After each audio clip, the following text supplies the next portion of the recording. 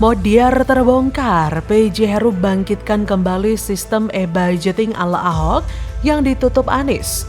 DPRD DKI bongkar selama Anies menjabat, akses ditutup total biar bisa bebas garong anggaran. Ingat lem iBond 80 miliar? Ini adalah keteledoran atau ini adalah titipan. Nggak bisa dibedakan tuh. Kenapa ya? Karena sistemnya bebas gitu. Tapi bila nanti di-upgrade kita akan bisa melakukan pengecekan itu. Tahu mereka kalau dia mau password kita kasih tahu untuk DPRD, kalau dia mau bantu lock. Kan pengawasan kan ada di DPRD. Setelah anggaran selesai ada pengawasan. DPRD begitu dilaporin masyarakat kita buka nih buat umum nanti. Semua orang bisa periksa semua sampai ke bawah. Sampai harga komputer sekian berapa. Nah, itu anggota DPRD dilaporin. Dia bisa minta sama kita, dia juga bisa suruh stafnya langsung kunci. Begitu di lock, SKPD itu nggak bisa main.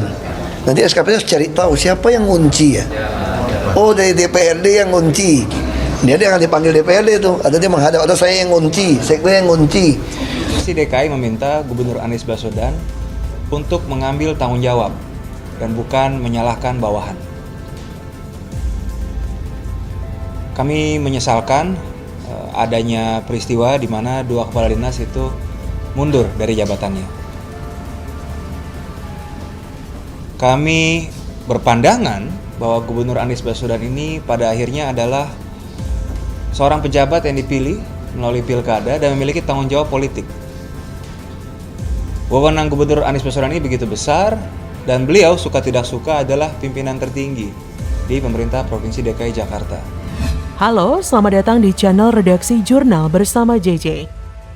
Dilansir dari tribunjakarta.com, PJ Gubernur DKI Heru Budi Hartono mengaku bakal segera menindaklanjuti protes anggota DPRD DKI Jakarta, Bambang Kusumanto, yang menyoroti soal keterbukaan penggunaan anggaran pendapatan dan belanja daerah APBD DKI Jakarta dalam rapat paripurna yang digelar siang tadi. Ia pun menganggap wajar protes yang disampaikan pejabat legislatif dari fraksi PAN tersebut. Sebagai informasi, situs pemantauan penyusunan APBD dalam sistem e-budgeting sebelumnya dapat diakses oleh publik. Sistem e-budgeting itu diluncurkan pada masa kepemimpinan Gubernur DKI Jakarta, Basuki Cahayapurnama, BTP alias Ahok. Sistem ini pun sempat membuat heboh masyarakat pada tahun 2019 lalu saat terungkap pagu anggaran pengadaan lem iBond senilai 82,8 miliar rupiah dan ballpoint sebesar 123 miliar rupiah dalam rencana KUA PPAS DKI Jakarta tahun 2020. Akibat masalah itu, Anies Baswedan yang kala itu menjabat sebagai Gubernur Jakarta memutuskan untuk menutup akses pemantauan e-budgeting. Kala itu Anies berdalih ingin memperbaiki sistem penganggaran warisan Ahok tersebut. Namun nyatanya, hingga saat ini Anies lengser. Dari 2019, sistem e-budgeting itu masih ditutup dan belum bisa diakses masyarakat. Oleh sebab itu, PJ Heru berjanji bakal segera mempertimbangkan kembali untuk membuka lagi sistem e-budgeting untuk umum. Diberitakan sebelumnya, anggota DPRD DKI Jakarta fraksi PAN Bambang Kusumanto protes lantaran merasa menjadi korban PHP oleh Pemprov Jakarta. Hal itu dilontarkan Bambang saat menginterupsi rapat paripurna mengenai penyampaian pidato PJ Gubernur Heru tentang pertanggungjawaban pelaksanaan APBD 2022. Bambang memprotes lantaran hingga kini DPRD tak juga diberi akses untuk membuka e-planning dan e-budgeting APBD Jakarta. Waduh, jadi ketahuan nih. Ternyata selama ini Anies mengunci semua akses e-planning dan e-budgeting. Kira-kira Anda bisa menebakkan tujuannya untuk apa? Sistem e-budgeting sebenarnya adalah sistem yang menggunakan perangkat komputer dan internet agar lebih aman, tidak mudah diakses oleh siapapun, dan terlacak setiap detail. Ini adalah bentuk komitmen Pemprov DKI Jakarta di masa pemerintahan Basuki Cahayapurnama ketika ia menjabat sebagai gubernurnya. Visi BTP adalah bersih, transparan, dan profesional menjadi salah satu cikal bakal munculnya e-budgeting ini. Sebenarnya, sistem ini sudah lama diwacanakan, namun baru mulai direalisasi pada masa kepemimpinan Jokowi Ahok. Ini adalah bentuk komitmen Pemprov sebagai abdi rakyat.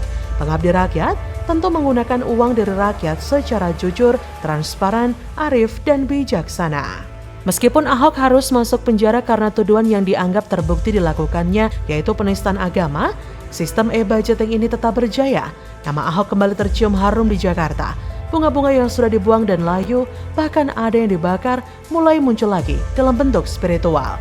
Roh zaman yang ada pada era Ahok kembali turun lagi, menyikat habis para bajingan-bajingan yang ingin macam-macam dengan uang rakyat. Uang rakyat yang dijaga secara radikal oleh Ahok sempat digoyang. Namun, e-budgeting merupakan sistem yang menyelamatkan uang rakyat. Uang rakyat diselamatkan oleh sistem e-budgeting, maka dapat disimpulkan jika APBD berikutnya sistem penganggaran dengan e-budgeting ini dihapus. Tentu sudah ketahuan kan motivasinya? Lagi-lagi Ahok berhasil menelanjangi setiap motivasi yang sedang berjalan. Bahkan ia mengantisipasi motivasi-motivasi busuk yang akan terjadi. Meletakkan pagar-pagar merupakan kegiatan yang benar-benar mempersulit para bajingan untuk bermain korupsi. Sebenarnya, Ahok tidak sedang mengerjai Anies dengan penerapan sistem e-budgeting yang bisa diakses oleh KPK, melainkan Ahok sedang menawarkan kebudayaan yang jauh lebih terhormat. Uang rakyat adalah milik rakyat, digunakan untuk keperluan rakyat dan di dalam kontrol rakyat.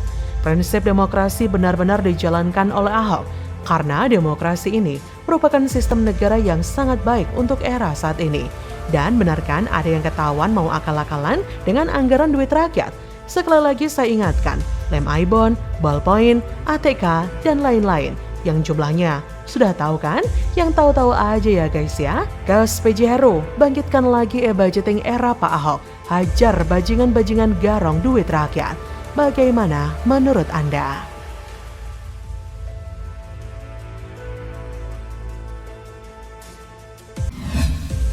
Ngakak, Demokrat dan Nasdem masih terus cakar-cakaran. AHY ngambek, kalau saya jadi cawapres Anies ada yang ancam minggat dari koalisi. Wah, kasihan bener Gus. Jadi sekali lagi, kalau Nasdem karena sudah menyerahkan sepenuhnya ke Mas Anies, ya kita serahkan ke Mas Anies siapa yang mau dipilih, siapapun kan gitu loh. Baik. Tapi Wajar lah, namanya partai besar juga pengen kader sendiri yang muncul sebagai cawapres Anies. Artinya memang benar Demokrat tetap Mas AHY ya?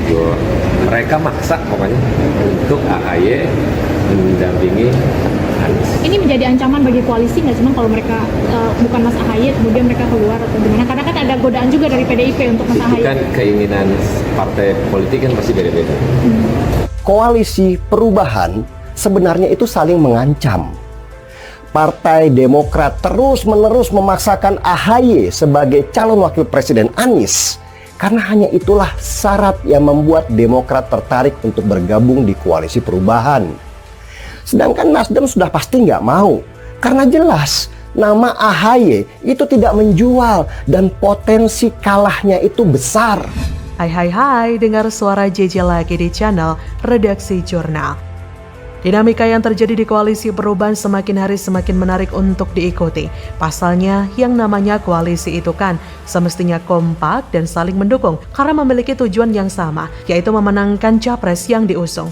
Sementara Nasdem dan Demokrat justru saling cakar-cakaran alias tidak kompak. Memang malahan PKS sampai merelakan kadernya si Aher tidak jadi cawapres Anies demi tidak ribut dengan Nasdem dan Demokrat. Lantas seperti apa sih rivalitas antara Nasdem dengan Demokrat di koalisi perubahan? Kita mulai dari penyebabnya dulu ya. Nasdem tidak setuju AHY jadi cawapres Anies lantaran elektabilitasnya kecil serta bukan tokoh NU. Sedangkan Demokrat ngotot yang harus jadi cawapres Anies adalah AHY. Celakanya sampai sekarang belum ada kata sepakat antara kedua partai itu. Masing-masing masih kekeh dengan pendirian. Padahal solusinya ada ya, yaitu supaya adil, pilih saja cawapres Anies dari luar koalisi perubahan. Jadi baik Nasdem, PKS, Demokrat sama-sama tidak dapat tiket cawapres, sehingga tidak ada kecemburuan sosial di dalamnya. Dan masalahnya di sini, Demokrat nggak peduli dengan solusi itu.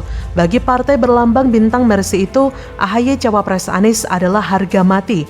Jika bukan AHY yang jadi cawapres, maka Demokrat akan keluar dari koalisi perubahan. Nasdem pun punya keyakinan yang tidak kalah radikalnya. Jika AHY jadi cawapres, maka Anies akan kalah. Padahal target Nasdem jelas, ingin jadi partai penguasa pada periode 2024-2029. hingga Perang Dunia Ketiga antara Nasdem Demokrat benar-benar terjadi. Dimulai dari Nasdem yang sudah mulai gerah dengan manuver Demokrat yang terus-terusan mendorong ketumnya menjadi cawapres Anies, tapi tidak mau mensosialisasikan Anies secara maksimal. Kata Waketum Nasdem Ahmad Ali, sebenarnya berterus terang saja kalau bukan AHY jadi wakil, Demokrat mau mundur, bilang aja begitu. Ali juga menuding selama ini tidak ada baliho Demokrat yang memasang foto Anies lantaran keinginan partai tersebut, yaitu AHY jadi cawapres belum terpenuhi. Hingga pernyataan elit Nasdem itu mendapat respon dari Ketua Bapilu Demokrat Andi Arief. Tanpa terdengar-aling, Andi mengatakan Nasdem tidak rela jika AHY dipilih Anies jadi cawapresnya. Hingga ia bertanya apakah Nasdem akan keluar dari koalisi perubahan jika Anies memilih AHY sebagai cawapres. Kata mantan pemakai sabu itu melalui akun Twitternya, menurut Mat Ali, gertakan Demokrat hanya untuk memaksakan AHY jadi bakal cawapres Anies dan akan cabut dari koalisi. Bisa membuat kita berbalik tanya pada beliau, jika Anies memilih AHY apakah Nasdem akan cabut dari koalisi? Nah, kelihatan banget kalau Andi Arief sudah nggak menghargai kader Nasdem lagi. Teranyar giliran AHY yang melemparkan sindiran kepada Nasdem, diawali dengan sebuah pertanyaan kepada putra sulung SBY tersebut. Jika dirinya tidak jadi cawapres Anies, bagaimana sikap Demokrat? Nah, bukan menjawab pertanyaan itu, AHY malah mengajukan pertanyaan balik. Ia berkata, kalau AHY nggak jadi cawapres, gimana Demokrat? Dibalik, kalau Anies menetapkan AHY sebagai cawapres, apakah ada yang ingin pergi? Nah, itu baru fair, kata AHY. Tak pelak, Nasdem pun langsung tersengat dengan pertanyaan tersebut, hingga Ahmad Ali melontarkan pertanyaan balik. Kita konsisten untuk memberikan mandat itu kepada Anies. Kita konsisten untuk memberikan mandat itu kepada Anies untuk memilih siapa cawapresnya. Namun kewenangan yang diberikan dan siapa cawapres yang ditunjuk harus bisa dijelaskan secara empirik dan saintifik mengapa memilih seseorang. Karena calon wakil presiden yang akan mendampingi Anies adalah orang yang bisa membantu pemenangan. Kalau AHY yang ditunjuk jadi cawapres, pertanyaan dia apakah ada orang yang akan pergi? Saya tanya balik, kalau bukan dia yang ditunjuk jadi cawapres Anies, apakah dia akan pergi? Kata Ahmad Ali dengan nada menantang.